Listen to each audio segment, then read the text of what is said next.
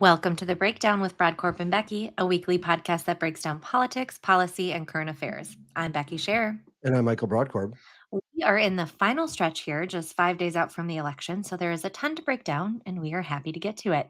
Today, we are joined by two of our partisan panelists, John Rouleau and Julius Hernandez. Julius serves as the Director of Advocacy for the Institute of Digital Humanity. He has been heavily involved in DFL politics, working on races from the Minneapolis City Council, state legislature, and Congress. John is the executive director of the Minnesota Jobs Coalition and has long been active in Republican politics and campaigning. We are going to start with one of my favorite topics, polls, and what they are saying in the final days leading up to November 5th. We will break down some closing arguments with Harris's recent town hall and speech last night at the Ellipse and Trump's recent Madison Square Garden event and all the reactions and chaos that came from those events. Then we will discuss the conversation being had in the political world about a potential double standard when it comes to coverage and perception of these two candidates. We will discuss some comments from Governor Nikki Haley and her thoughts on the Trump campaign's efforts involving women. We will end by hitting on Halloween, football, and some mean tweets. Thanks for joining us and enjoy the show. We are very excited to welcome you guys here today. It is officially 2 years since the first episode of our podcast. So, welcome. It's great to be here. I'm very appreciative, Becky. I know you weren't just from, but I wanted to jump in and say how excited I am to be doing this for the past 2 years. And man, things have changed. They've evolved. We started out with a different name and a different kind of setup, and I like where we've gotten. I really like where we've gotten. And Becky, let me just say at the onset, I'm so appreciative of this opportunity to have with you to do this, have these discussions. You have grounded my political compass over the last 2 years. You've given me nearly 2 years of just fantastic debates with wonderful guests, including the people we have today. I'm so appreciative of every time I get to do this. I'm thankful for your friendship and the opportunity to do this podcast with you. It's really been one of the most life-changing experiences, and I'm so thankful. Right back at you. I think it's been really enlightening and helping open my eyes to all sorts of conversations that can be had at a decent, respectful level and with folks that we agree with and disagree with. And you've really crushed it on nailing the technology side of things, getting awesome guests, and allowing us to have conversations with folks that probably would not have had the opportunity to interact with otherwise. Yes, and I think today is a perfect episode. John's been on a bunch of times, and John and I don't agree on everything, but he is so wicked smart, and his analysis and his commentary is insightful. I've learned a lot from listening to him. He's helped shape my political lens and how I discuss this race, particularly from the partisan side, from the Republican side. And Julius has just a fresh perspective and energy, and I'm so appreciative to have this podcast with you, Becky, because we get to talk to smart people like this, and I get to listen to smart people like you too. So let's kick it off. All right. We are going to get right into it. So, there are two recent polls that have come out here in Minnesota, one from MinnPost and one from KSTP, jointly with Survey USA. And let's start with MinnPost and then we'll get into the other one. But these two polls paint a very different picture of what's going on in the presidential race. And I think kind of show that nobody really knows and polls are polls and you can't always trust them. But let's start with MinnPost. It has Harris up just 3 at 48 over 45, just a slight change from their poll that they did last month. And I'm just going to compare and contrast these two. So the KSTP poll has Harris up 8 at 51-43. We've been talking a lot that this is a flip of a coin. Any day it could be either one of these two come up on top. Do we think it's a smattering there of what's the take? Anybody think that it really is potentially an 8-point race here in Minnesota? John shook his head no, and I said yes. Ah, So interesting. there you go. So I guess we Julius, got. you think that Harris could win by as much as 8? Yeah, I'm always hesitant to say that I don't trust polls because I actually generally do. And I think there's a lot of evidence to suggest that after 2016, they actually became a lot more accurate versus inaccurate. I just don't see Trump coming in within 45% to Joe Biden, who's like uniquely not a great candidate, even on our side. He lost by more than 3, or he lost to Joe Biden, I think, by more than 3 last time. And I don't know how favorable, I don't know how much I view this as like from an accuracy standpoint. I actually think it's probably closer to 8% than it is to this min poll one that says 3%, to be quite frank. Yeah. I do think one thing I do want to note here when we look at some of the crosstabs, it does in the KSTP say there were 42% Dems, which is 7% more than the GOP voters that they talked to, and only 20% independents. And independents is somewhere where Trump has notably in other races really come out on top. So that could be telling, could not be. But Michael, when we were chatting about this a little bit last night, you shared a tweet where it shows Harris's ceiling is far different than Trump's ceiling. You want to elaborate a little bit on that? Yeah, I think Trump, the cake is baked with Trump in Minnesota. I think nationally, the highest he's ever gotten was 46.8%. I believe that Harris and Walz are going to win this state comfortably. I don't think it's three. I don't know if it's eight. I put it closer around the five-ish range. That's where I think it probably will end up being. But Harris and Walz are going to win Minnesota. Trump is not going to win this state. And so I look at the poll trends and where they're going, and I think both the MinnPost and the KSTP polls show comfortably that Harris is in the lead. There's not been one poll that's come out this election cycle that shows Trump winning in this state. And the reality is we get closer to the election, which we're just now 6 days away. I don't believe there's any indication that Trump is going to win Minnesota. John, I would guess you probably see, analyze, have access to more polls than all of us combined, maybe. And I'm not like asking you to divulge any confidential information, but what's your vibe and what you're doing for your job and the conversations you're having? Do you leaning one way or another when it comes to these polls? We have so many data points that we look at when we're looking at where an election is going. We've got early vote that you can look at, there's polling that you can look at, there's public polling that you can look at, there's aggregators, modeling, and kind of the data that you use internally. And I think it's important to understand the purposes and limitations of all of those whenever we're looking at a poll. Public polls, I think, use a lot of times different methodologies than a lot of the internal polls. And I haven't dug in too far on what this looks like. But without getting too far in the weeds, you've got a lot of different choices on how you create your sample. And we're seeing this certainly at a national level with as many surveys are being released. And people are trying to figure out why the polls were wrong in 2016. Why were they wrong in 2020? A little bit more accurate in 2022. But you are in this environment where it's really hard to do polling right now. Yeah, think about how often you're willing to answer an unknown phone call, how many links you're willing to click when you get a text message. So surveys have just gotten harder to do. And for a public survey like MinnPost or KSTP, their job is to get something out, educate the electorate a little bit about what's going on, but the stakes are very low for them if they put this survey out and it's incorrect, right? Maybe the survey ends up with a little bit of egg on its face, and you get some mean tweets on Twitter or something. But the internal surveys, you're making $2 million decisions on those. If you're a congressional campaign, you're trying to figure out what ads am I going to run. If you're a presidential campaign, you're making decisions that are going to cost you tens, if not hundreds of millions of dollars. So the stakes are a lot higher in ensuring that you get a voter sample that looks accurate in order to be able to make those decisions. If you're deciding if you're going to go to a state or not go to a state, uh, but I think looking at these surveys, they look a little bit different than the things that I'm seeing, and a lot of that comes down to the composition of the electorate that they're looking at. One thing, not to go cross-tab diving, because I think that's really a bad way to go through looking at polls, but the KSTP poll looks a little bit too democratic to me. It looks a little bit too educated to me to be reflective of a presidential election year in Minnesota. One thing that I'm confident in predicting is that Minnesota will continue to have incredibly high voter turnout. So the fact that when they were going through their poll, I think what they excluded like 17% of registered voters from the survey in order to get to that likely voter screen. I think that's probably a little bit on the turnout projections that they had were a little bit rosy for the Democrats. So no, I don't think it's 8 points. 3 sounds a little bit rosy for Trump to me as well. And I think what I'm watching, is it in that 4, 5, 6 range? And I disagree with the idea that there's this hard ceiling for Donald Trump. I think Republicans in Minnesota generally, and I've talked about it before, they have kind of a high floor and then a relatively low ceiling.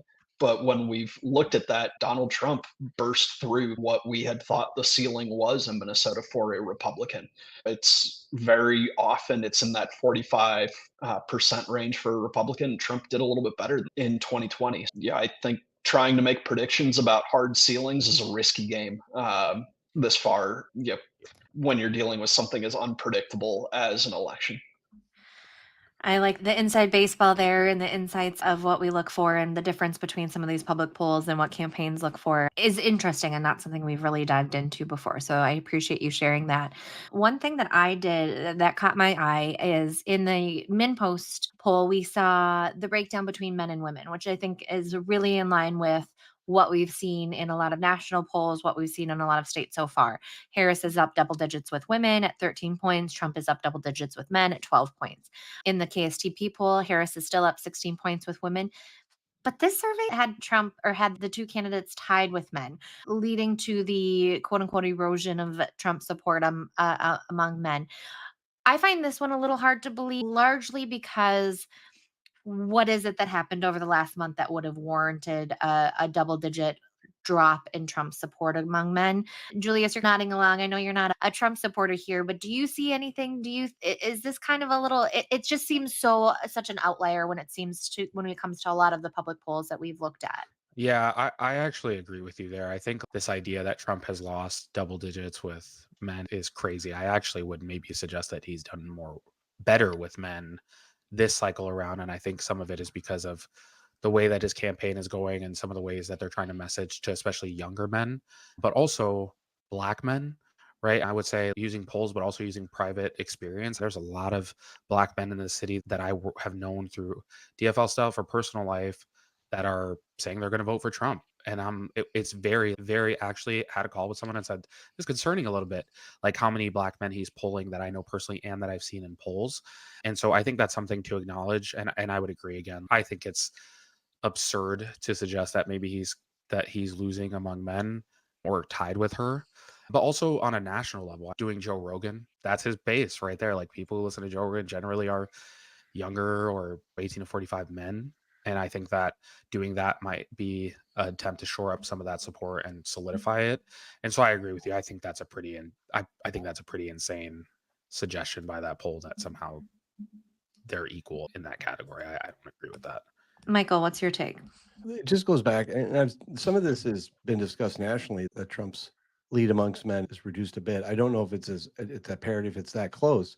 But again, to echo back on something that I've said before, to go back to it, a lot of the conversations I've had with men, Republican men in particular, this cycle have been about their support for Harris and Walz because of reproductive rights, because of healthcare, because of abortion.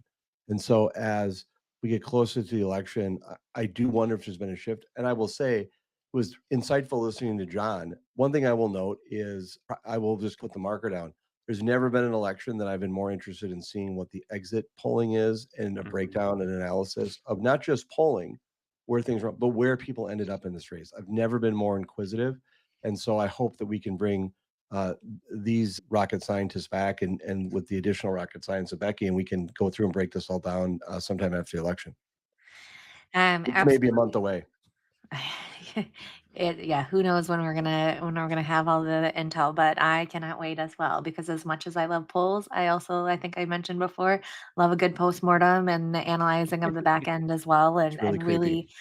really because we always Just talk in about time for Halloween. how often how truthful are these folks? Are there still people that are embarrassed if they get a phone call to admit that they're voting for Donald Trump? I don't buy that they're, first of all, the electorate that they get on the phone, like John mentioned, unless I have my computer up and can Google that number as it's incoming, I do not answer an unknown number. And Not surprised me at all. I think that's probably pretty large in that 18 to 45 year old gap. But back to this, to the gender breakdown, I do think that we've seen that Harris campaign obviously knows they have an issue with men. We saw the Madden live stream. We've seen a lot more of kind of hunting, shooting conversations. And like you said, Trump certainly knows that's his bread and butter and working on that angle. We'll chat a little bit more about gender in a little bit here.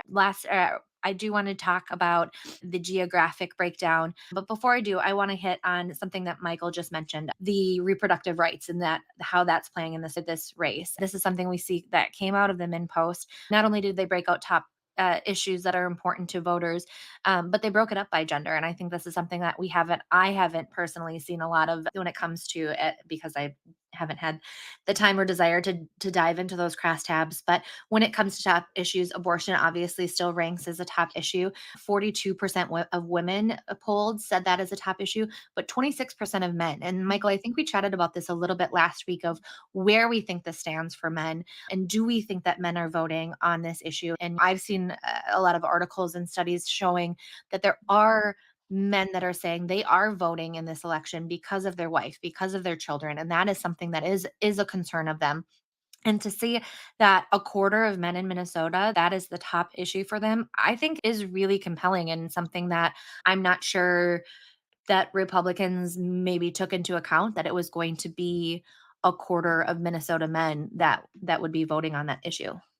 It's a great point, Becky, it reminded me that I should disclose again, which I do every podcast since I made the discussion, that I've endorsed Harrison Walls, that I'm a Republican for Harris, and so people should take that into account when they listen to my analysis and commentary. But that being said, I agree with you, and I don't want to make my experience what others are experiencing. I know we can, have that kind of bias sometimes, but I do think you make a great point. And just my experience from talking, I was surprised by the number of conversations, as I've said before, that have been on abortion, reproductive rights, and healthcare. And so I think it's going to be real interesting when we get through this election, whenever that is, that we look at the polling data, because again, this is, I think, where the gender gap is, what was the top issue, what drove people to vote. This is a very unique election in a sense that I've heard other smart people say this, so I'm just echoing what smart people are saying, so don't give it credit to me. This is the first election in, I think, modern time since the advent of polling that was credible, that no one has been ahead by more than 5 points in recent time. So we are literally coming into election where it's a flip of a coin. And I think that's nerve-wracking for a lot of people. I think it's really exciting. My messaging that I've said to my wife, to my children, to anyone I know is flip of a coin, flip of a coin, flip of a coin. And I don't think I'll be surprised either way as to how the election turns out, but I will be very interested, and there may be some surprises in the polling data, and I really look forward to discussing that. As Becky, you love a good autopsy, a good postmortem.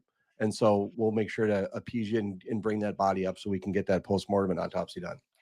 Perfect. Inflation was another top issue. 69% of men said that was their top, 53% of women. And then just briefly breaking down some of the geographic breakdown in the state. I don't think a ton of surprise. Here, greater Minnesota, Trump kills it. In MinnPost is 33. In KSTP is up 23. Harris is up greatly in the urban metro or Minneapolis, St. Paul, up 49% in MinnPost and up 33% in the KSTP. And then the Suburban is where it really differs again between these two polls. MinnPost has Harris up by 3, KSTP has Harris up by 13. This is where I'm really interested to see the breakdown. And John, I'm interested to see in some of your work and what you are doing at the legislative level. One of my uh, arguments last week with Michael was that I think that there's a possibility for the top of the ticket in Minnesota with Royce White and Donald Trump to actually benefit the down ballot races in a way where if Harris does come out ahead and Harris and Klobuchar get those votes in those suburban areas and some of those more swing districts, that Minnesota loves to bounce around that ballot, right? So if they go in and vote for Harris, Klobuchar, and then come back and vote Republican down ballot, I think has potential to lead to success for Republicans in the House and potentially in Senate District 45. But what's your take of what you're feeling in the suburbs and the disparity between 3% or 13% in these polls? So, one thing that I would caution about hoping for too much ticket splitting is that Minnesota has become, like everywhere else, very partisan. People are really dug in. We used to see, I think it was Crushing my dreams. 2016. 2016, we had legislators who were running like 20 points ahead of Donald Trump. By 2018, 2020, those very much looked more like the top of the ticket. Now, there's still an extent of ticket splitting that happens. And I think looking at Amy Klobuchar, she always outperforms the rest of the Democrats. So I think we can put her in a unique bucket. But I think I'm expecting kind of those trends to continue where we see less ticket splitting.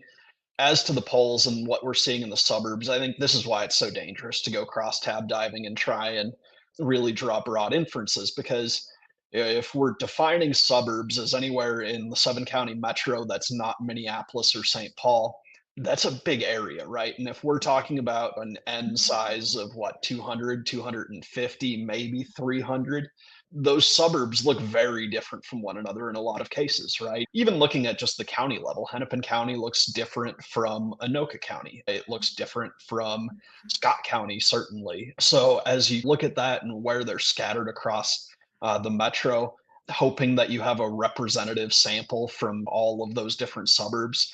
But even within the suburbs themselves, they look very different, right? St. Louis Park and Hopkins look more Minneapolis in a lot of ways compared to something like call it a Lakeville or a Shakopee. Yeah, those just, it's really hard to take a look at a statewide survey and go cross-tab diving in there. And I think what we'll see is that it's like a lot of other places, right? There's competitive suburban areas and there's less competitive suburban areas on kind of both sides of the ticket, right? If you've got the Wright County seats and kind of the Southern Dakota County seats versus the Hopkins and St. Louis Park area, and then you've got, out by Minnetonka, Chanhassen, or down in Invergrove Heights, wherever it might be. I think those are going to behave a lot differently uh, on election night. Said. Last comment I have on this before we move on is the favorable or more likely the unfavorable ratings of these candidates. Excuse me. Vance made some really good strides since the vice president debate. His was -16, far more unfavorable than favorable in the last poll. He's still -8 on that scale, but cut that in half. Harris is -5. Trump is underwater by 11. Wells is the only one that's in the positive there. So he is +2. Go Minnesota, representing that Minnesota nice being reflected on the national scale. I don't think a ton of surprise here. I don't know. Any comments on this before we move on? No. Go Walls. See, Go there you Walls, go. yeah. There you go. We are going to move into some of these recent events by these two campaigns. So we're heading into these final days. I would like to think that everything is tied up in a nice little bow and we have no surprises and everything is message discipline. It's been a bit of a dumpster fire, particularly maybe on a recent Trump campaign event. But I'm going to start with Harris. So Harris had her CNN town hall last week, hosted by Anderson Cooper. This was in lieu of a second debate that Trump declined to participate in. I am a big proponent of doing this when an outlet host offers to host a debate. If one side doesn't want to show up and they still want to give that time to the other one, more power to you. It is always, as much as I've given Harris a hard time for not doing a lot of interviews, especially on the front end, going into a town hall with undecided voters, town halls are tough. They're just a little extra.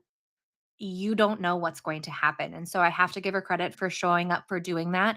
Some key moments, it came on the heels of the General Kelly comments about Trump and Hitler. And so a key moment that was really highlighted coming out of this town hall was that Trump is a fascist.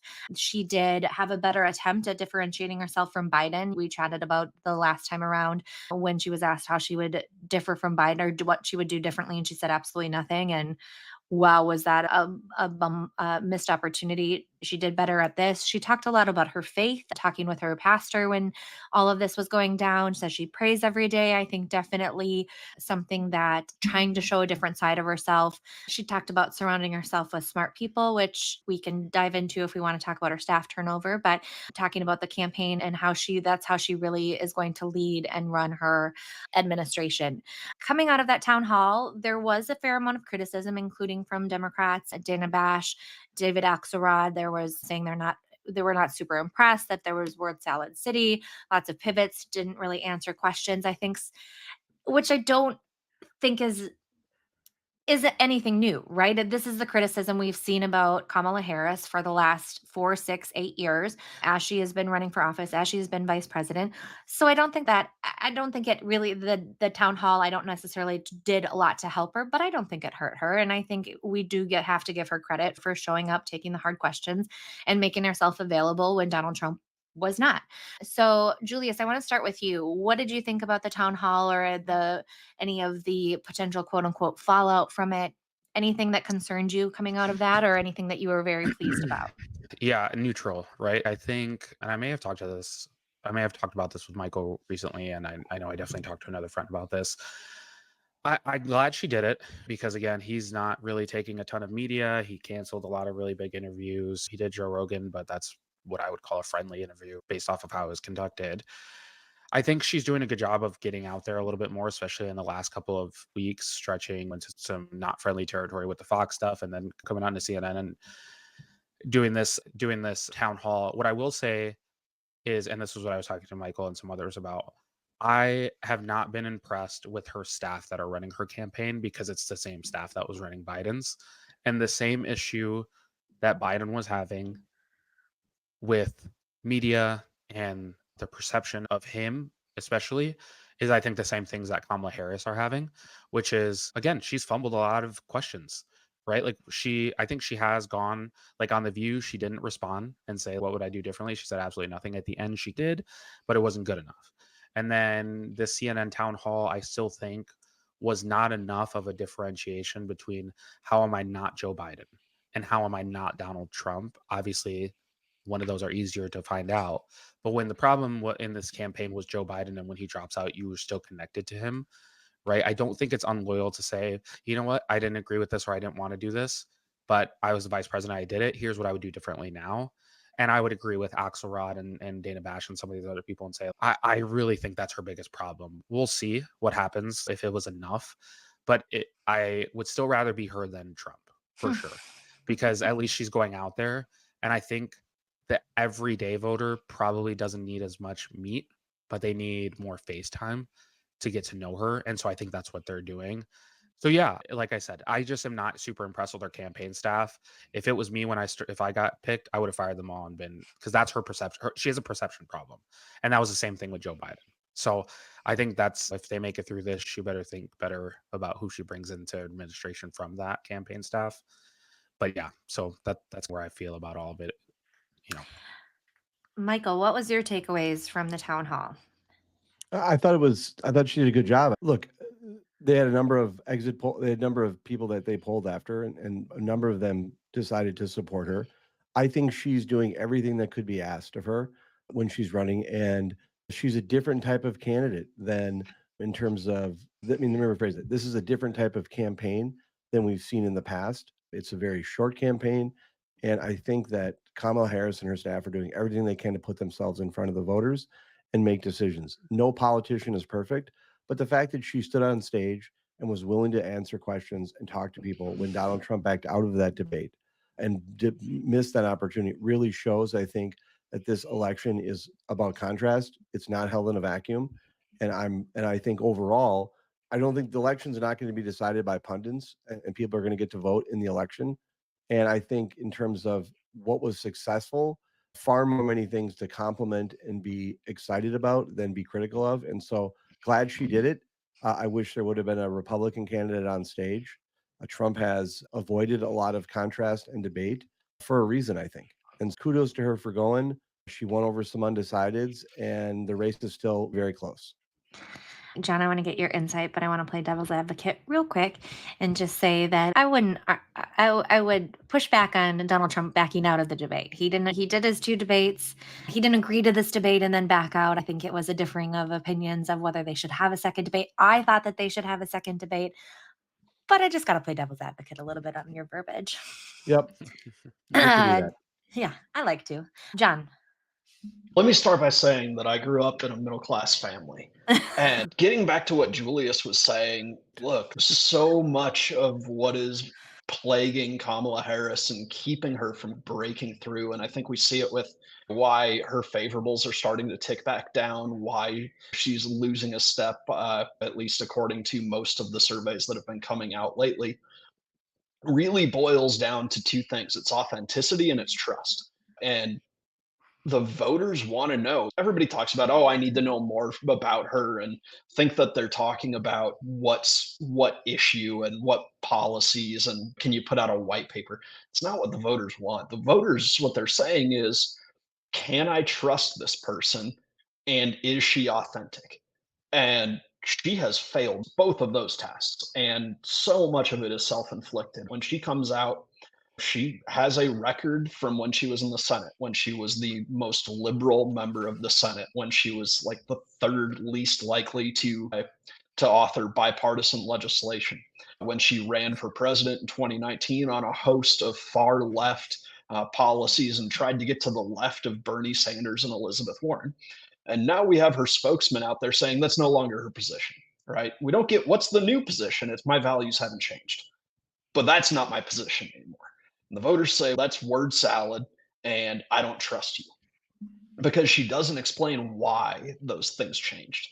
Yeah, and then you get to the authenticity, and everything just seems so staged, right? She can't admit that Biden had lost a step, right? She got asked in an ABC interview the other day, you know, so Biden was actually fading, right? Like he's not all there. And her answer is always, he's sharp as a tack. And every single anchor who asks her about it says, then why is he not, why are you here instead of him? Right. And it falls flat. It's just, it rings so hollow. So many of the other things in her campaign where we're getting these platitudes and we're getting these stories. And well, let me just start by saying I grew up in a middle class family, and it's become a meme. And that's where she's, you know, really falling short. Love him or hate him, you know what Donald Trump thinks, what he believes, and he's telling you whether you like it or not.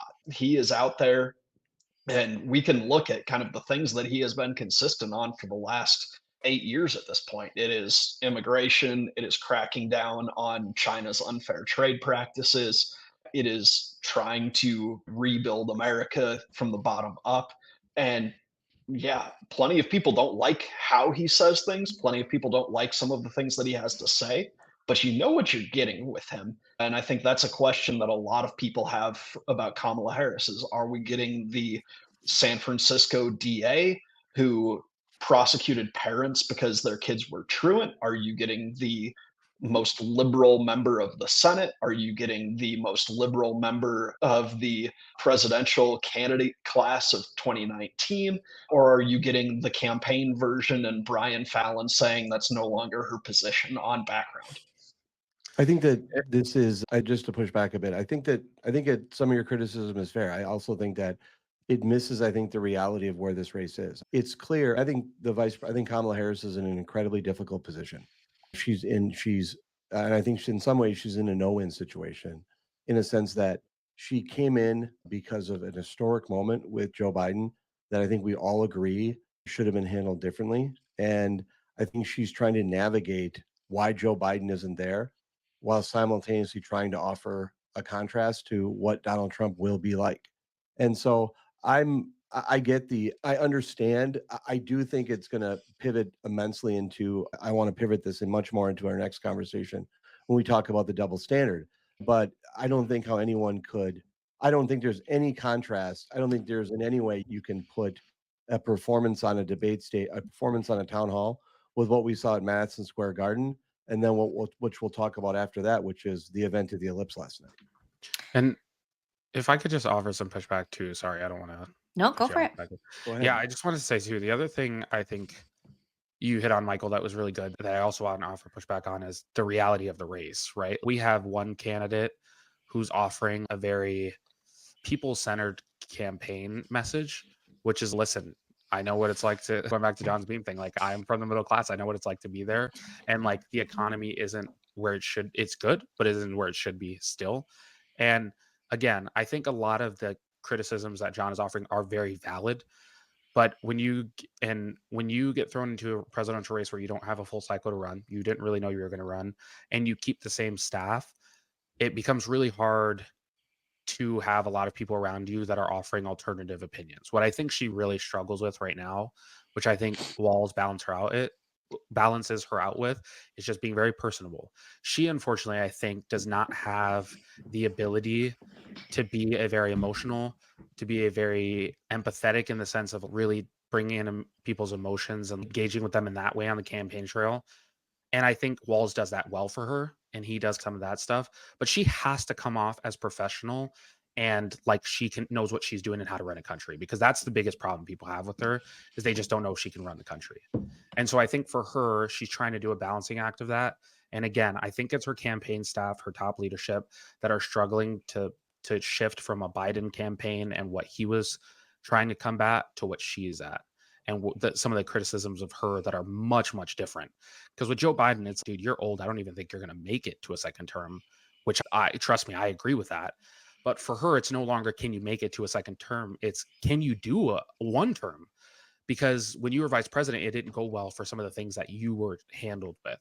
So I think the criticisms are fair, but they have to be shifted in a different light in the way that we look at Kamala Harris. But what I will say, even though I have my criticisms of her campaign, is that I think she has done well as presenting as a strong leader who understands what she's talking about. And she just needs to shift the messaging a little bit to be able to make it more people friendly. And I think this is a great conversation, and I want to chat a little bit more about this because I think we have alluded to this in the intro and some of these that we're going to chat about the double standard and some of the narrative going around about that.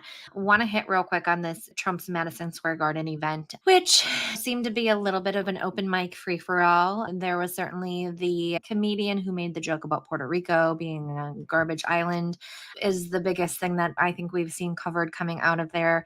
I'll start by saying that, I mean, obviously, a lot of the comments were pretty abhorrent and absurd. And I disagree with this event even being a thing. We could have an entire podcast episode about all of the campaigns that I have seen or been involved in or gone to events for in the last 10 days of the election.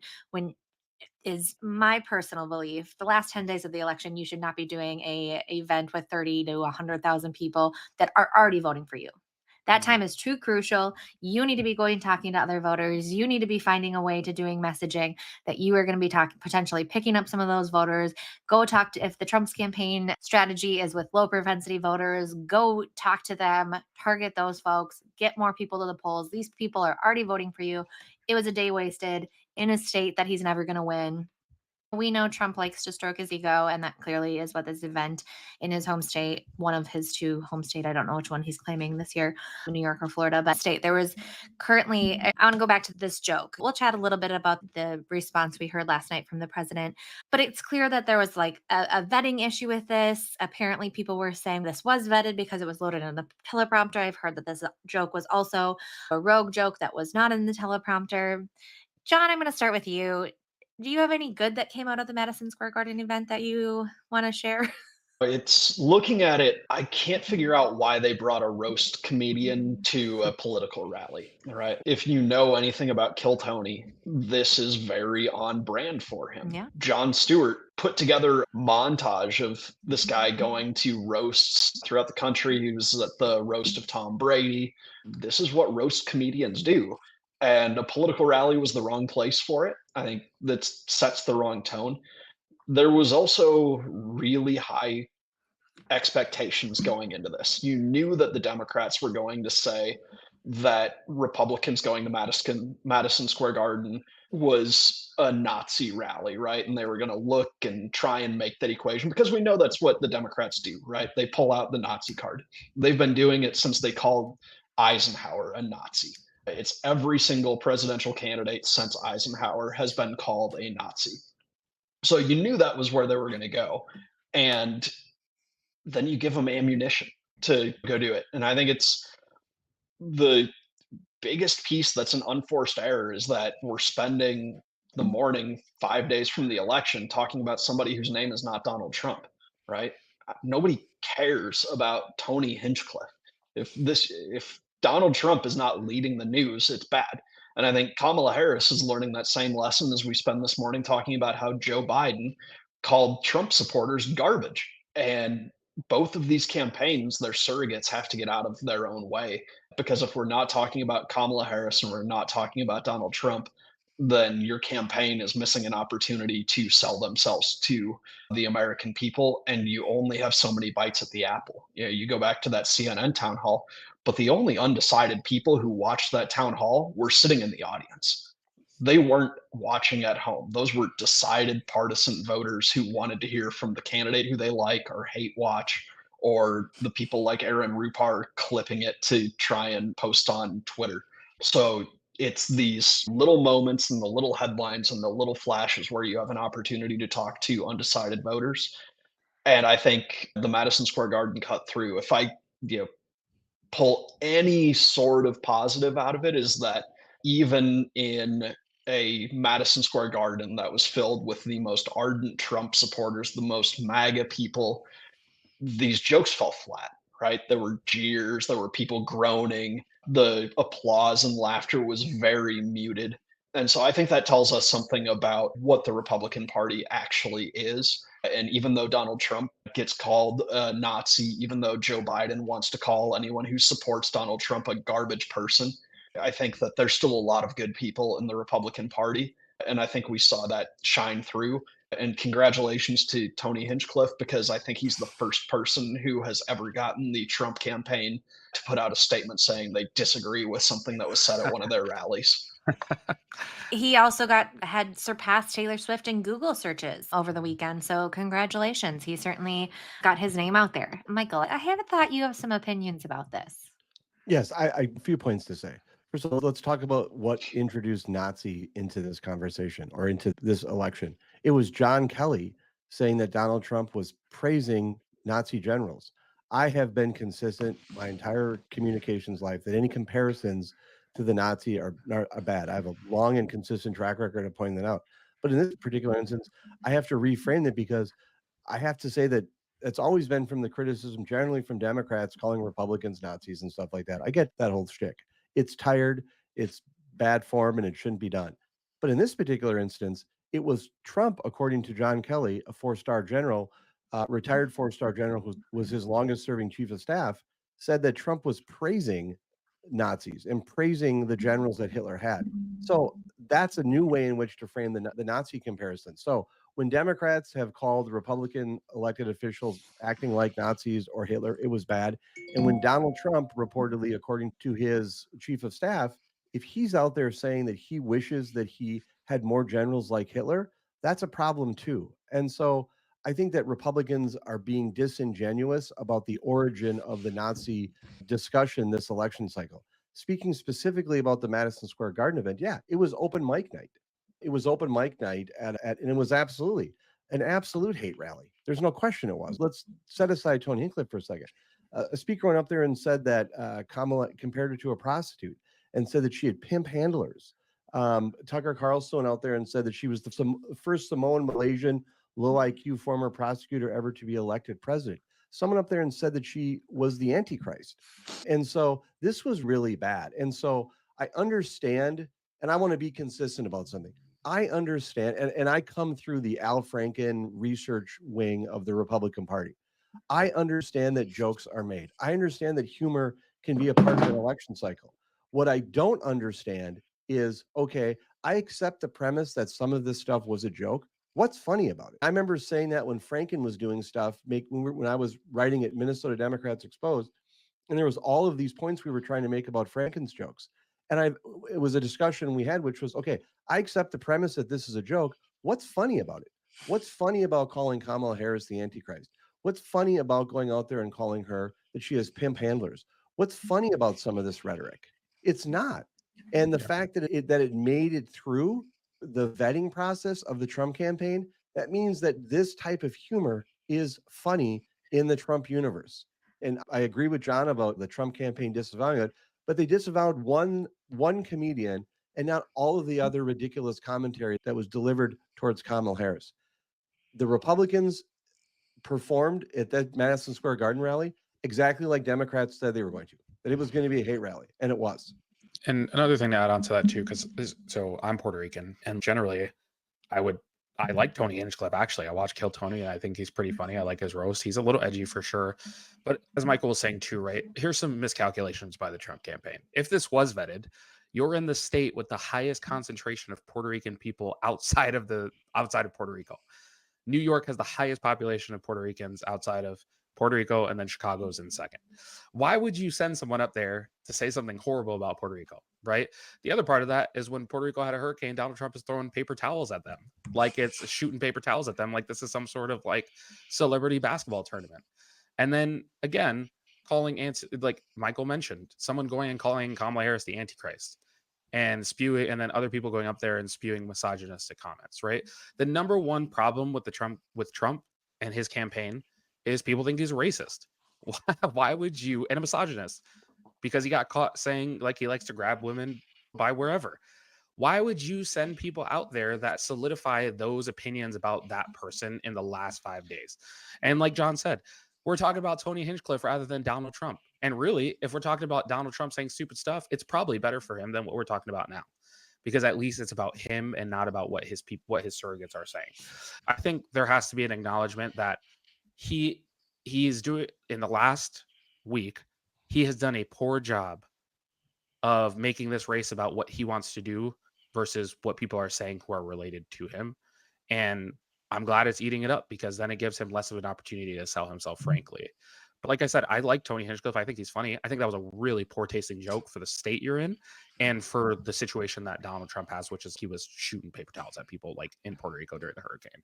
But at the same time, I think Nazi's pretty aggressive. Now, I see Michael's point, but I think the rhetoric change has to come down a little bit, and it's not going to happen on the Republican side, obviously, as we've seen, at least from the top down.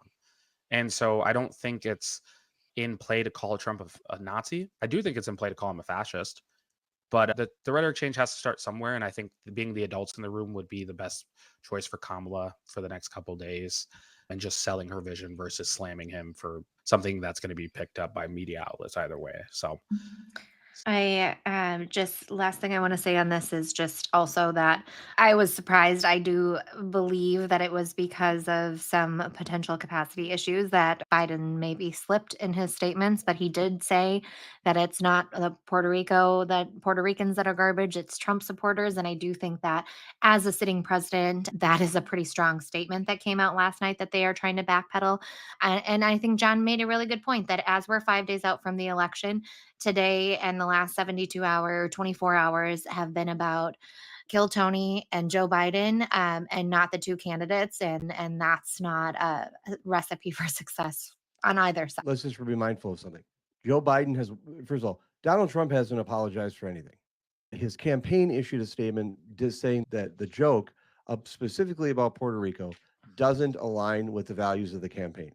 Joe Biden misspoke and has dialed it back and has accepted responsibility for his remarks. Oh, he didn't misspeak. John, the Democrats say this all the time. John, they think that Republicans are garbage. They say, I can't believe that Donald Trump could be winning. They're garbage. They're all trash. He didn't misspeak. He slipped up and said what he actually believes. John, let me finish for a second. The president of the United States went out, and according to him, he's acknowledged that it was something that he'd wish he wouldn't have said. You can disagree as to whether he meant that or not, but it's the statement I'm saying to you is that Donald Trump has not issued any statement disavowing what was said at Madison Square Garden. Not one bit. He, in fact, has said that he doesn't know anything about the comedian and didn't watch it. And so the campaign, if you want to talk about disavowing statements for a second, let's be consistent. The campaign did disavow and said there was some distance. They put some distance between the comedian's comment. The principal, Donald Trump, has not issued any statement. It is true what Joe Biden said last night. He has apologized. He put out a tweet, and he's accepted responsibility for it. And so I understand the concern, but let's just be intellectually honest and say that in terms of if Republicans want to be the party of personal responsibility, in terms of which person has accepted more responsibility for the unchallenged rhetoric, it's been Joe Biden. I wish he wouldn't have said it. I wish we are how many days between an election? I don't think it should be open mic night at Madison Square Garden, and I don't think Joe Biden should be doing Zoom conversations right now. I don't think it helps. But in terms of responsibility, and also let me push one more thing on Becky's point. Becky said that campaigns shouldn't be having these types of big rallies. Let me tell you something. You can have big rallies when you stay on message. You can have big rallies when you talk about issues that unite people. And look at what the vice president did last night. 75,000 people estimated, closer to 100,000 people outside at the Ellipse. And it was a uniting positive speech. It was powerful, it was strong, and she did a great job of messaging to Republicans. I know it's fun, and I get the banter back and forth to try to bring Biden into it, but the bottom line is he's not on the ballot, and his Neither's presidency is Tony done. Hinchcliffe. And this is a distraction. This is a distinction, I think, with a difference. I don't think it's fair to say, yes, it's true. Republicans can't have a rally at Madison Square Garden. But Kamala Harris had an event last night on the Ellipse that was patriotic, that was inviting, that had a positive message. And I think it really goes into our next subject, which is talking about the double standard. But I- sorry. Sorry, I want to keep us Yeah, moving yep, because yep, we're coming up against an hour here. Michael, chat us through a little bit more about the speech Kamala did last night at the Ellipse and that message that came out. This was closing arguments. We'll get into the double standard and have an opportunity to battle a little bit further on that. But I do want to chat and give the opportunity to highlight the speech.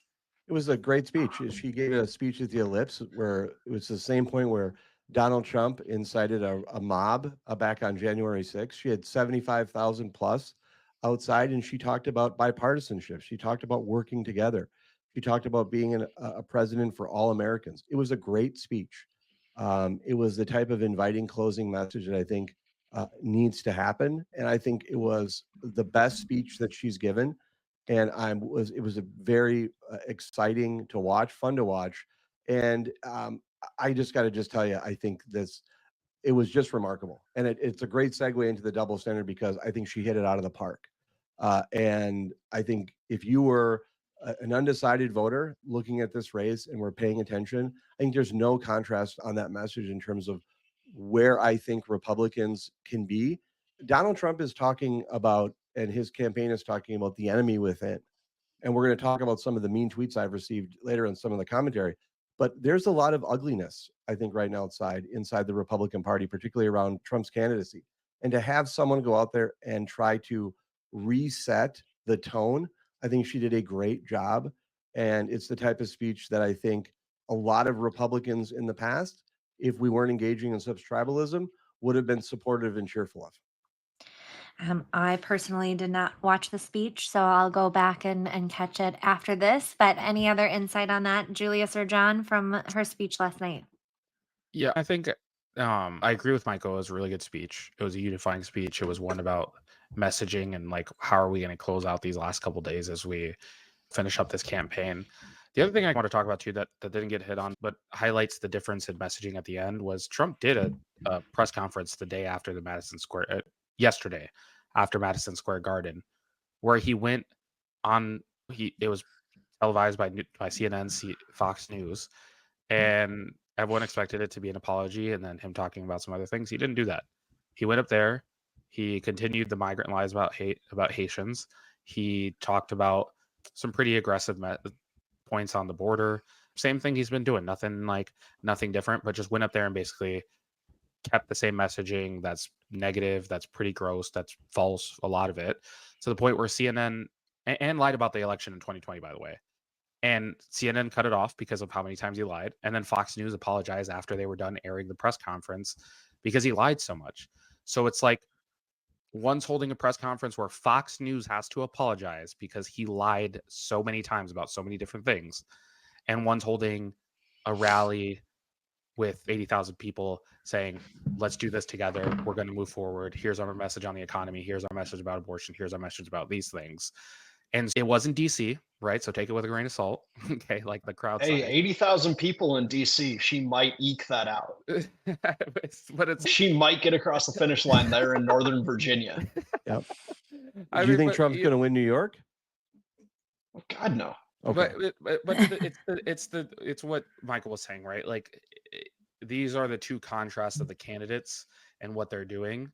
And I think it's important to highlight like what one was doing on one day and what was one doing on the other, and how they are running the end up until the end.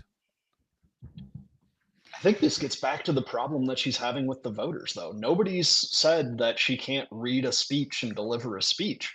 It's do the voters trust you? And right now she has a trust problem. And the voters who are undecided right now, They weren't watching her speech from the Ellipse on, her campaign's YouTube page or on Twitter or wherever it was broadcast. On They every were cable, hanging out with their. on every cable network. They weren't watching it. They They were don't watch taking care TV. of their. Look, if you think that undecided voters were tuning into the speech at the Ellipse, that's not what was going on. They will see a headline about it today, but no, they weren't watching her speech on cable. So that's the thing that she is doing is she is trying to keep her base fired up. That's why she's talking about how Donald Trump is a fascist. That's why she's out there rallying in DC. She has decided that this is going to be a base turnout election. That's why she went to Texas to talk about abortion. She's losing on the persuasion front, and it's because you get word salad and the voters don't think they can trust her on the issues, and she hasn't found a meaningful way to break from the positions that she used to hold in a coherent way that explains what are the values that you actually hold. And so I think it's very good for her that she had a positive speech, but I don't think that's moving voters. Well, you Jen said, Rubin cried about it. She's yeah. got Rubin locked up. Well, let me just say something. In terms of a base election, there was former Congresswoman Barbara Comstock, a Republican. It's not a base election. This is a coalition that has built Dick Cheney, Liz Cheney, a lot of Republicans today. Republicans, former Governor Arnold Schwarzenegger announced he was supporting Kamala Harris and Tim Walz. I understand your narrative, John, about wanting to perceive that this is a base election.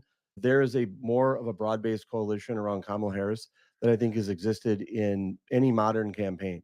And we'll see what happens on election day. It's still a flip of a coin, but she's made up a lot of ground, and that certainly wasn't a base message. Certainly wasn't a base message. And I know you may not have watched it, but as someone who did watch it, I will say it wasn't a base message. I want to move into, because I think this dovetails into our next conversation. And we got a number of different topics here, so let's keep them firing here. Quick responses. Double standard. So Morning Joe did a segment last week. Michael, you sent this to me. I thought it was really compelling and going to lead to a good conversation. They read a quote that said, somehow it is apparently baked into this campaign that Trump is allowed to talk and act like a complete lunatic, while Harris has to be perfect in every way. I don't know the answer to the chicken or egg question, whether media coverage is leading public perception or vice versa, but the disparate treatment is glaring. I have some thoughts on this, but Michael, I want to start with you because I think this is something that we've chatted a little bit about, and I'm interested to hear what you're hearing from when you're at these events or talking within folks and other supporters or Republicans for Harris of what's going on and why this might be. I mean, I think it's pretty clear that there's a double standard. And I think that's one of the advantages of Trump being Trump. It is baked in. I think that Trump gets to get away with a lot of things that isn't applied to the other side. I think that with Trump comes chaos, and people expect his crudeness, his racism, his fascist language. That gets to come with Trump, and people have that accepted with him coming in. I think people have I think what Trump has benefited from immensely is the ability of people to separate his statements and understand that they're hiring him to do a job. And that's something that I've learned a lot over the last few months, is that in speaking with a lot of people that are Trump supporters and people who are like, I'm with Trump and here's why, what I've come to the realization is that in a lot of their minds, they're hiring him for a job. And so they understand they don't agree with his rhetoric. They don't agree with his commentary. They don't agree with a lot of things that he said, but they still want him to do the job. And I think the challenge is that when we're getting close to the end of an election, we're engaging in a little bit of both sides of them. And I understand that. I don't think that there's any contrast, any comparison between the thoughts and messages that went into Harris's speech versus what went into the Madison Square Garden rally. I'm not someone who has any type of track record of engaging in that kind of rhetoric against Trump. I've never called him America's Hitler. That was his vice presidential pick who called him that. I'm not one to use that type of rhetoric, but I've been surprised by how I think there is a very consistent double standard. I remember hearing on this podcast with other people, and I agreed with it. I think if we were to go back and listen to some previous episodes, Freya and others made some points that says she needs to be doing interviews. She needs to be doing stuff. She does those things, and it's not enough. And I get the game. I get that. But if you're asking me who is going out there more talking to the American voter and trying to build the coalition that I think can heal this country, I think Kamala Harris is doing it head and shoulders above anybody else. And honestly, though, I don't know who said it. Maybe it was Truman, but if you want a friend in Washington, buy a dog. And I think it's true. Politics doesn't always reward the more thoughtful candidate. They don't reward the more principled position. This is a get out the vote, X's and O's operation at this point. And so I understand the double standard. It's clear, it's consistent. It amazes me that Donald Trump can say the type of derogatory comments that he says about women, and he says those types of comments, and he's able to get away with what he is. Donald Trump was charged, convicted. His poll numbers, I think, went up a little bit. What Donald Trump said was true. He could shoot someone, I think he said in Fifth Avenue, and his poll numbers would go up. It's true. He has surpassed Reagan as the Teflon candidate. Nothing really sticks to this guy. And I think the commentary that was discussed on Morning Joe was insightful. It's true. I understand how we're here, but it was worth discussing.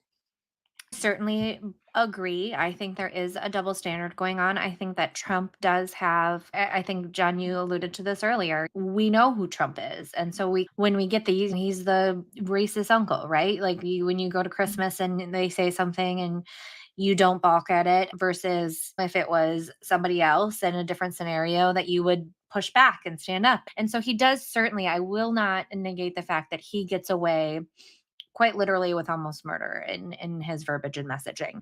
My frustration, or maybe counter to this, and I'm going to throw it to John next to hopefully back me up, but goes to what John was saying earlier, is I think when it comes to Donald Trump, and this goes to this being such a unique election, I think largely, we have had a front row seat to everything good, bad, and ugly of Donald Trump for the last 8+ years. Kamala Harris, while she's been a prosecutor, while she's been a senator, while she's been a vice president, we haven't had that unvarnished, complete access pass to her life, her policies, her words, and what she stands for. And so I think where the extra criticism comes from is, from my perspective and somebody who spent a decade working in communications, is I expect a little bit more from our candidates when it comes to whether you like it or not, where Donald Trump stands on a lot of the policies. And he served in office. And I think there is again, not saying this as somebody who is casting my ballot for him, but there is a capability standard that I think some people have when it looks at him. That's still in question when it comes to Harris, and I think that is where some people we still, like John was talking about, is the authenticity of her, that we don't quite know what we're going to get. We don't see the firm answers. We see her waffle out of whether it's a question about Israel or taxes or gun control. We don't really know what we're going to get, and because of that, I think there are a lot more questions, and that's, to me, where I think that criticism comes from. Warranted or not, I don't have an answer to right or wrong. Obviously, I don't think that a lot of Trump's statements and what he has gotten away with and gotten passes from, and the support that he still gets from saying some of that, I think is still quite wild. But that's where my criticism of Kamala Harris comes from, is somebody who's been in this world and working in politics for a little bit, for as long as she has. I would expect answers to be able to be tied up a little bit more if she authentically believes them, if she has a policy stance that she wants to stand on and articulate. And that's where my concern comes from, is that it boggles my mind sometimes, like when she didn't have that answer for what she would do differently than Donald Trump. If I was on her campaign, that would be a top 3 question that you're going to get in an interview, that you would be prepped to have an answer for it. So easy. Baseball, have something that doesn't. And so that's where I just get so frustrated, because I think she can do better. And I think she obviously has the intelligence to back it up. I don't think she is an ignorant woman by any means. I think she obviously has proven that. That's where my frustration and my criticism comes from when it comes to that. And John, I think you chatted about this a little bit before, but to the double standard, one, do you think that there is one? And two, why do you think that is? Yeah, no, you made some really good points there. And I think building on that, people do know that Kamala Harris is a very intelligent person, right? She is very successful in what she does. And that's what makes her inability to get these very simple to us answers out even less believable, right? If she actually no longer believed this, you're a smart person. You'd be able to explain how.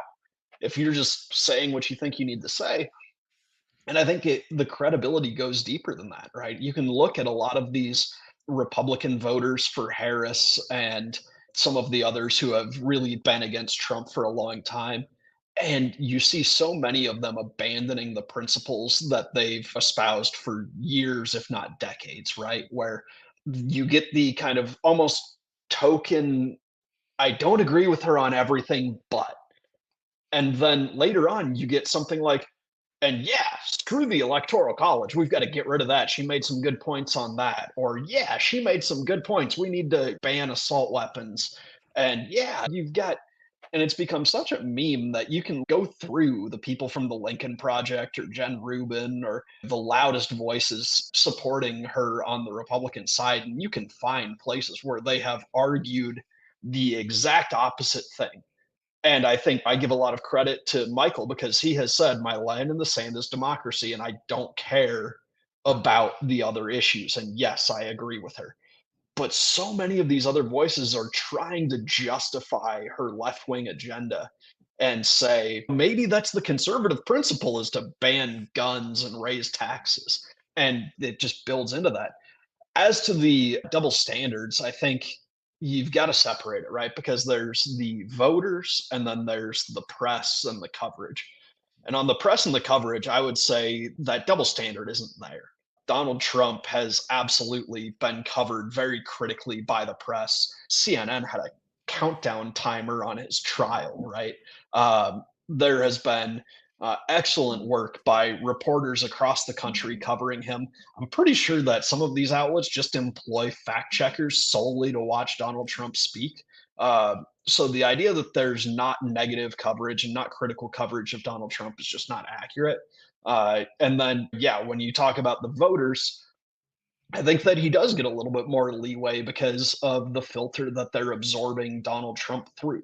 And they've got years and years of knowing him. It's not just that he was in office, but it's that they knew him before that. They knew him from The Apprentice. They knew him from Art of the Deal. They knew him from Home Alone 2. They get this filter that they absorb these things through and know that he's a brash New Yorker.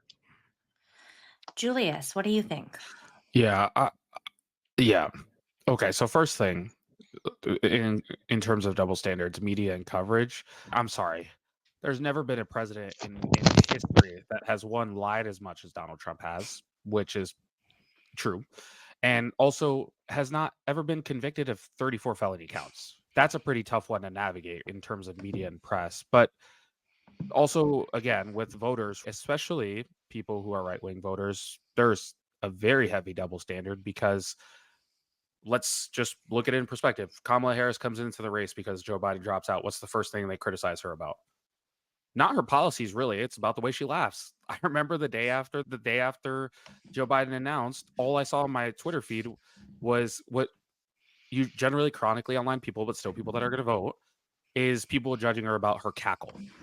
That's a pretty interesting situation. Then again, people on social media and the press that's like tabloid trash, but got picked up by mainstream media, is the story about her husband cheating with in his previous marriage with a babysitter. Was Donald Trump not having relations with a porn star while his wife just had a child?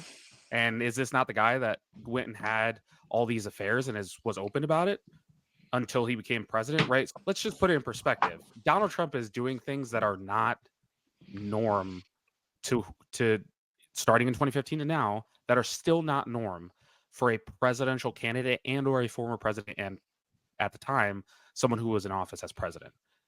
Kamala Harris, all of the criticisms of her generally are things that are not about her policy, but they're about her. And some of it is about policy. I want to be clear about that. But when there's this thing and Becky kind of said it and you said it, that you don't know what you're getting with her, I can go on her website right now and find white papers about all the proposals she has. About From her what she wants. staff, though. That's not from her. Oh, come on, But- Oh, Becky. come on. But Oh, come please. Well, why on. can't You're she gonna tell say me that, that though? you're Then gonna why tell can't she because- say Okay, it? wait a Okay. second. Let's just, are we really gonna now call out white papers on, and who? Come on. Wait, and I also want to be very clear here, right?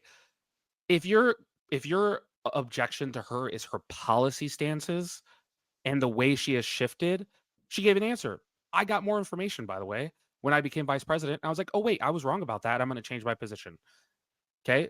And then again, if your criticism is she doesn't have enough policy, I can go on her website and find everything that she said she's going to do. Does she have time to write all those white papers? Probably not. But her answer isn't to look at this policy, right? Her answer is, that's no longer my position. And they say, why isn't that your position? I got more information. Well, what's your new position? That's not my position. I'm not going to ban fracking. I'm not going to tax unrealized capital gains. I'm not going whatever, right? Down the line, she ran on Medicare for all and banning private health insurance in 2019, right? This is who she is at her core, is she believes that we should ban private health insurance in this country. Now, has she backed off it? But that's not my position. What's your new position? We need more people to be covered. Okay, but what is your position and why did it change? And she can't articulate that because she's being spoon-fed policies from staff and was told, don't say that, it's not popular. Wait, okay, but hold on. That's a bad thing to say. But are you saying that? Are you poo-pooing? Are you saying that it's not good for? So you are criticizing a politician for not saying something that's not popular? I'm criticizing her for not having an answer of how she has moved away from unpopular policies that I think you would agree would be bad for this country. If she decided that we're going to ban private health insurance, if we are going to enact price controls, if we are going to tax unrealized capital gains. Now, I have known you for a while. I've got a feeling that you would say those are bad things for democracy. Now, she still says we need to get rid of the filibuster. We need to expand the court. This is not a moderate center left or centrist candidate. And she doesn't have a coherent answer for what has actually changed. Okay, but this is Julius, hold on. go ahead. Yeah, I just want to finish and I want to go back and push back again on this. And I love what you're saying because it's like good things to think about, but I also think that there's a lot of arguments to be made against it. You're saying that Kamala Harris can't come up with a coherent answer about her policy. I am so sorry, but I have never watched an interview. I'm thinking about it. I've never watched an interview with Donald Trump where he can give a coherent answer about anything, really. He's sitting up on campaign rallies talking about boats and sharks and electricity in the water. And when you ask him, how are you going to, he said, no tax on tips. How are you going to do that? We're going to stop taxing tips. Okay, how do you make up the revenue from taxing tips? We're going to put tariffs. Kamala stole that idea. Wait, hold on. 2 weeks later, she said we're not going to pass. Let's let Julius finish here. We can debate the merit of the policy. But if we're going to debate the double standard of Kamala has to have a coherent answer for every single policy point on her page, which I guarantee she does not know. And also Donald Trump does not know half of the shit that's on his. Oh, I'm sorry. Half of the stuff that's on his page. Let's be realistic and say that Donald Trump is also the king of not giving coherent answers. If you let him talk, he's going to talk for 20 minutes about something that doesn't even isn't it related to the topic. So let's talk about double standards. I've got one for you on abortion, right? Donald Trump, when he ran in 2016, he said that he was going to get rid of Roe v. Wade and we were going to ban abortion. In 2024, Donald Trump says, I'm not going to pass a ban on abortion. Which position is the one that the American voters should believe? Because I know what the media is saying, right? If Donald Trump says in 2024, we will not ban abortion, we will not ban birth control, do you go back to 2016 and say, does he need to explain to the voters why that position of his has changed? That's not his position. He has absolutely said, I will not ban abortion in 2024. That's absolutely he not has absolutely been out there and said, this is a state issue. I won't ban abortion. Oh, come on. Are you kidding me? That's the hat you're going to hang on? First of all, Donald Trump's been all over the place on abortion. And when you can't credibly go out there and say that you're not going to ban abortion, but then allow it to go back to the states where they will ban abortion. By the way, it's not a consistent position. And first of all, Donald Trump's been all over the place on abortion. This is someone who also said when he ran for president, that there should be penalties for women if they have abortions. And so I think that's the wrong issue to pick because I don't think it's intellectually a consistent position. You can't say it is absolutely fair to say that Donald Trump supports banning abortion. You want to know why? Because he wants there to be states that allow that to happen. Kamala Harris is talking about enshrining Roe v. Wade into law and having it be supported. There's no contrast on the candidates on that issue that's greater, I think, than on the issue of abortion. Donald Trump supports states absolutely banning abortions, and there's already bans in states because of Donald Trump.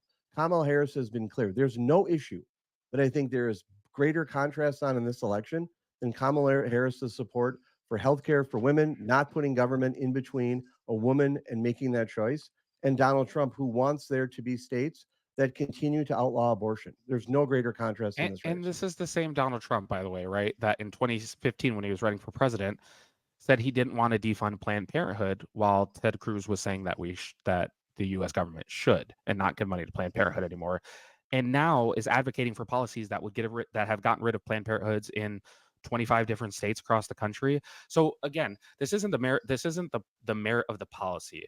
It's about how the shift in coverage between him and her.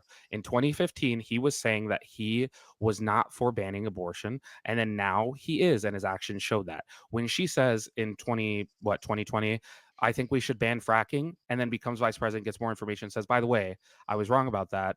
I got more information. I don't think we should ban fracking. We're having the same conversation, but the way we're viewing it is different because of who was saying it. And that's what I'm talking about with the double standard. Kamala Harris can do something that Donald Trump does, and she gets criticized 110 million different ways. But if he does something, it's, wait, but Donald Trump said he was going to do that. But it's not. When that's what I'm really confused by. I want to keep us moving real quick. I think we maybe need to do a bonus episode in 2 days before the election on issues and hitting the candidates on issues, because clearly we have some differences of opinions on this. And I appreciate the passion and I appreciate the excitement and jumping in, but we do have just a few more, and I want to keep us as close to an hour and a half here as possible. So I'm going to move us on. Yes, no, there's a double standard depending on what side, depending on who you support. I think there is a lot we can get into and a lot of different things, but thank you for that fiery conversation because That I was great. certainly enjoyed it. Want to get chat about one of my favorite ladies, Nikki Haley. So in an interview just last night, Nikki Haley stated that she has not spoken to the Trump campaign or to Donald Trump since June, but that she's, quote, on standby waiting for his call to campaign for him. This was shocking to me that there has not been any outreach to Nikki Haley, who is one of the most respected, highly regarded Republican women on the side, that she has said that she'd be willing to campaign for him and they have not asked her to do so is such a misstep in my book. She went on to say that the Trump campaign needs to look at how they're talking about women. This, quote, bromance, masculinity stuff borders on edgy to the point that it's going to make women uncomfortable. And she goes on and she says, you have got affiliated PACs doing commercials about calling Kamala the C word, or speakers at Madison Square Garden referring to her and her, quote, pimps, Haley added. This is not a way to win women. This is not going to win people who are concerned about Trump's style. I was extremely shocked about all of this. I know we haven't seen Nikki Haley. I know that we haven't seen her like we've been seeing so many other surrogates, both for Trump and for Kamala Harris. But John, was this as shocking to you as it was to me? I think there's definitely places that I would have deployed Nikki Haley. As I look at the electorate and where things are going, I think that a lot of times it's overstated the level of support that Ambassador Haley had with Republican voters in Republican primaries. There's certainly a difference between people who wanted to vote against Donald Trump again and people who were really Nikki Haley supporters. And I think a lot of those people have gone home. That being said, I think she's an incredibly effective messenger. She's very eloquent in her way of framing the issues. So I think that she would, generally speaking, be an asset. But I also tend to think that surrogates are, in a presidential race, I think surrogates are slightly less important and their impact is overstated. So I think, are there places that they could have deployed her? Yes. Do I think it's a critical missed opportunity that's going to cost him an election? I don't think so. I don't necessarily know that it would cost him the election, but I would say he is certainly having a women issue, and I don't think it could hurt. Michael, thoughts? I absolutely think it could cost the election. I think it's fair to say this. I think when an election is going to be this close, I want to set myself up for this standard that anything that's done costs this election. And I think that goes to the Harris side and it goes to the Trump side, that anything could cost this election. I'm really disappointed by this. I'm really disappointed by the fact that there hasn't been more outreach to Nikki Haley. I was a Nikki Haley voter. I voted for her in the Republican primary this year. There's a broad coalition of Haley supporters across this country who wanted there to be more of a role and more of an outreach. Becky, you and I have talked about outreach to women and how Republicans are talking about women. I think the fact that Nikki Haley wasn't on stage at Madison Square Garden shows exactly what the Trump campaign is about. And it shouldn't surprise people that there's such a gender gap in terms of Trump support. The fact that she wasn't on stage, a former governor, former United States ambassador who served in Trump's cabinet, she should have been on stage. She's a great messenger.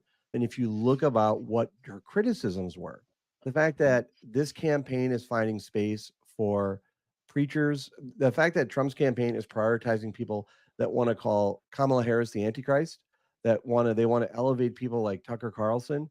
They want to elevate people that are going to talk about Kamala Harris as if she's a prostitute.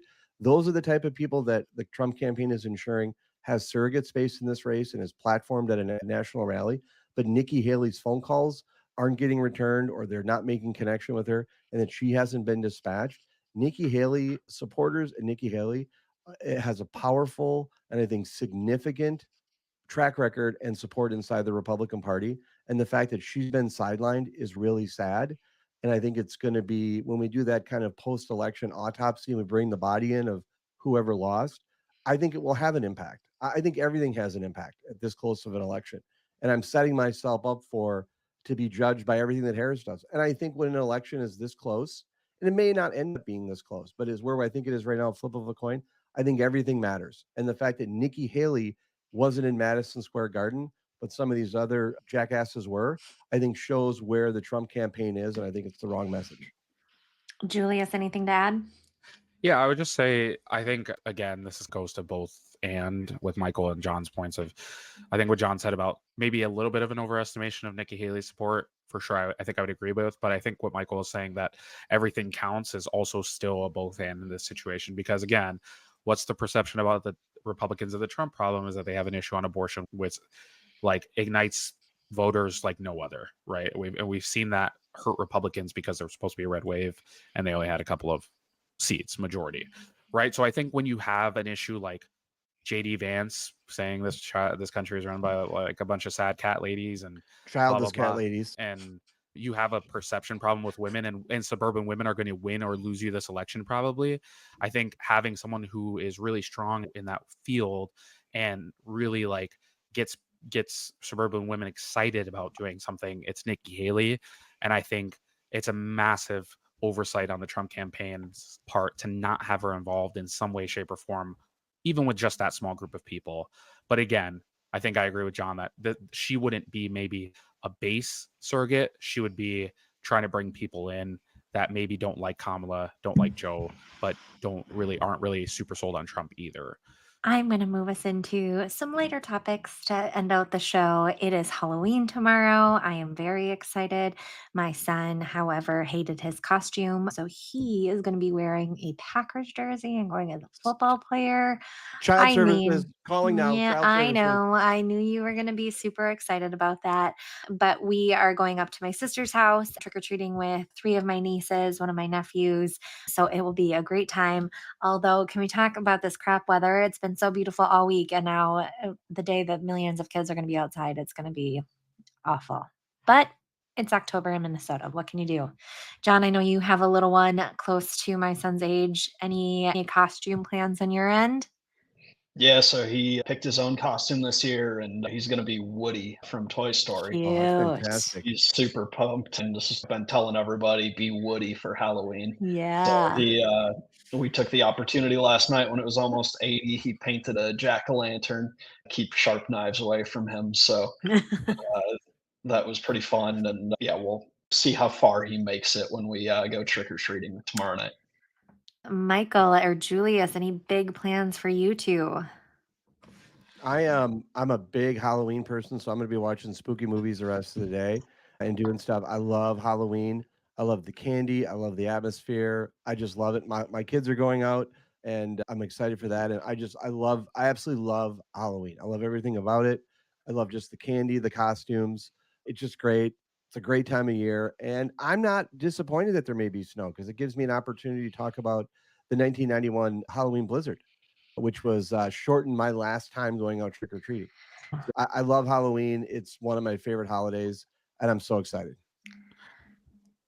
Yeah, I was just gonna say I think I'm gonna dress up my dog and probably just give people Cute. candy. Yeah, That's I'm not Love great. it. but yeah, I think I'm gonna. She's a sweet girl, so I'm gonna give some kids some candy in the neighborhood probably. Perfect. Moving on to my new favorite topic of the week, football. Michael, what are I'm focusing, those short Becky, standings looking like? Becky, I'm focused on defending democracy. Democracy's on the ballot. Oh, Democracy's on the ballot, and sometimes that's what I need to be focused on. Democracy's on the ballot, and so I All don't have time. right. But tell me where we're at on football. I am tied for second, and you are tied for fifth. So, second week in a row, I beat you. I picked two more correct. So, I am officially 2 points ahead of you. And I know it comes as a real blow to your overall goal in this league to beat me. I am sorry to hear that that is not going so well for you at this point, but we'll see what next week looks like. A lot of games are left after I defend democracy next week. Okay, a lot of games are left. And by the way, it is worth noting you're tied with your husband, I am. and John is in 8th place, and Julius is rounding up 12th place. Okay, let's relax. I have had some busy weeks defending democracy and haven't put my picks in, right? Yes. I'm doing a lot more work than Michael and apparently you guys because I'm defending democracy and you guys are winning Oh, a it league. takes a solid minute and a half, but okay, you Oh, is that do what that. happened last year, Becky? Yes, it is. There is discussion on a collusion between me and some other team owners about what's going on at a household in Fridley, but that'll be for an offline after we defend well, I democracy. am happy to defend my picks every week. All right, Michael, all you. I think we chatted a little bit about some of the backlash you've gotten as being a Republican for Harris, and we chatted a little bit about some maybe mean tweets or mean DMs. So maybe enlighten us to some of the joys that partisan politics can play. And this was a show idea from a friend of all of ours. I won't say his name on air, but a friend of all of ours said that saw what was going on social media and thought that we should start doing a Michael reads mean tweets or just a general email feedback discussion on what type of feedback we're getting both on the podcast and decisions in life. Julius, don't worry about your swearing earlier because this is going to be an explicit episode based on some of these tweets. So I went out with a tweet that I had voted early in this election for Kamala Harris and Tim Walz. And for some reason, that tweet really took off. I had got over 1 million impressions on the tweet. And I want to just highlight a couple cherry ones of them. This guy really went after me a few times. And he said, quote, "I'd live to cut your nuts off, you ignorant piece of dog crap. You don't deserve any type of official, maybe official not worth the price it would take to get rid of you." It's always great hearing from undecided voters. That guy echoed in a few times. This was another one. "Then you voted for agents of Satan. It's never right to vote for evil. And that's what your closing is. Kamala is a tyrant and a closeted Satanist. Trump's on God's side, as July 13 proves. Now you're locked out of heaven forever." But I got to tell you something. It was 50-50 whether I was going to get into heaven. I did have a meeting with my priest last week. I did have confession. So I think I'm in good standing for the next time I go, but it's 50-50 whether I go up or down. I got a lot of messages about a lot of people wanting to cut off my genitalias and other hate things. I will have to say this to you. I don't have thin skin. I'm not trying to invite hate, but boy, oh boy, that tweet really took off. And it is just astounding to me the amount of time that people have to go after stuff. And it's a discussion for a later episode. We've gone long today, and I appreciate but I think this is a segment that we should do going forward. Some viewer mail, some feedback, and generally what people are saying about me. But boy, has it been fun. It's been a fun time. I appreciate you sharing. I'm sorry that you are on the rough end of that stick there, but I'm glad you were able to find a little humor in that and have that thick skin. I love the idea of continuing down this going forward. I certainly can go back to the archives and pull some up from my time and deep in partisan politics. I will say that back in my first term working for Congressman Emmer, we used to collect some of the mean tweets, and I had a bulletin board that I'd post some of them up on, and every once in a while Emmer would come back and ask me to read some of the mean tweets to him because sometimes you got to be a little humbled and see what some of the folks out there say. And every time it just cracks me up that somebody takes time out of their day to write that, not only to think it, but to type it out and hit send. And that is a sad life for them. Actually, what's been great is it's not just been texting. My phone number apparently is out there too. So my phone has been blowing up quite extensively. DMs are full. And I did something I did last Monday. Wasn't planning for this. I put my phone on do not disturb unless it's like a roughly 100 contacts that I cultivated. You guys are all on the list, so you can get Whoop, through. whoop. But I went and looked at my voicemail a couple days ago. I had 37 messages, which is Oh pretty my high for God. me in an afternoon. And I realized that some folks were getting past the goalie. And so I'm not going to share the audio messages. Just let me say this to you. The creativity isn't just limited to the text. Boy, oh boy, are some of these audio messages great, but I don't want to start playing messages that I get. But I just want to say in closing, this is hands down my favorite episode. Every one of my episodes I cultivate and I enjoy. This one is hands down my favorite episode. You guys, John and Julius, you guys threw the heat. Becky did a great job being devil's advocate and not supporting my side, which is just wonderful, which she's great at. But this is why we do this podcast. And I couldn't imagine Becky not doing this with you, but also having the opportunity to listen to John talk and listen to Julius talk is just a treat. And I just want to thank all you guys for doing this today. Okay. All right. Thanks Before for we having us. It's go, fun.